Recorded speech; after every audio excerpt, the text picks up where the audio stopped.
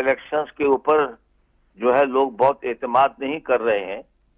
और मतलब कुछ ऐसी बातें हुई हैं जिसकी वजह से अवाम के मैं तौर पे कह रहा हूं कि एक पार्टी से उसका इलेक्शन सिंबल छीन लेना या उसकी सीनियर लीडरशिप को गिरफ्तार कर देना या उसके लीडर पर 170 मुकदमात बना देना और इलेक्शन से पहले 3 सजाएं सुना देना, तो इससे कौम पे अच्छा असर नहीं पड़ा है इस स्पीड के साथ जो ये इस किस्म के एक्शन हुए हैं।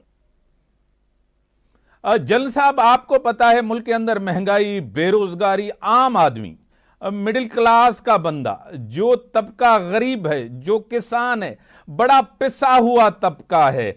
अब सारी तवक्कुआत आने वाली हुकूमत इन सियासी रहनुमाओं पे, आपको पता है कि कौम को क्राइसिस से सियासी जमातें, पॉलिटिकल लीडरशिप बाहर निकालती हैं, क्या कहेंगे?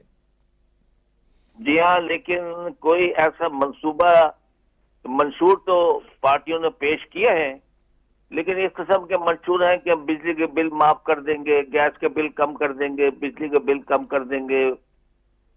अब कहां से पैसे लाएंगे? जब मुल्क की माशी हालत इस किस्म की है तो कहां से ये पैसा आएगा? और दूसरी बात है, कौम को तैयार करना चाहिए मुश्किल हालात के लिए, ताकि कौम कमर कसे और मेहनत करे, सही फैसले हो, कोई एग्रीकल्चर पे जोर हो, कोई इंडस्ट्री को रिवाइव करने पे जोर हो, एक्सपोर्ट पे जोर हो, डॉलर कमाने पे जोर हो।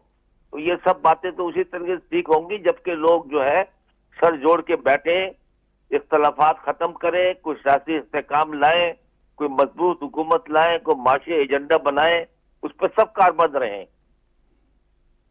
आपको पता है कि काफी ऐसी चीजें एतराजात होती थी कि इलेक्शन नहीं होंगे, इलेक्शन डिले होंगे, कुछ कुव्वतें इलेक्शन नहीं चाह रही, लेकिन यह सब गलत साबित हुआ, इलेक्शन हुआ।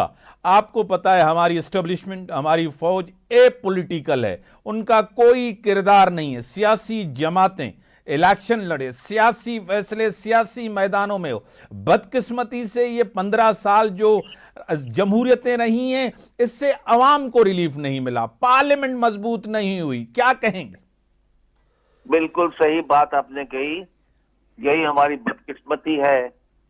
एक तो हमारी पार्टियां जो है सियासी, वो मुल्कगीर नहीं रही, उन्हें अपनी पार्टियों में ऐसे टेक्नोक्रेट शामिल नहीं किए जिनको फाइनेंस का पता हो, जिनको एग्रीकल्चर का पता हो, जिनको ऑयल एंड गैस का पता हो, और वो गवर्नेंस अच्छी करें। अब आपको पता है कोई हुकूमत आती है वो 3-3 फाइनेंस मिनिस्टर चेंज करती है, तो वो इसलिए कि सब ये सियासी तौर पर ओहदे बांटे जाते हैं और उसमें कॉम्पिटेंस और उसकी वो नहीं देखी जाती है कितना वो आदमी डिलीवर कर सकता है और मुल्क को किस तरीके से निकाल सकता है इस दलदल से।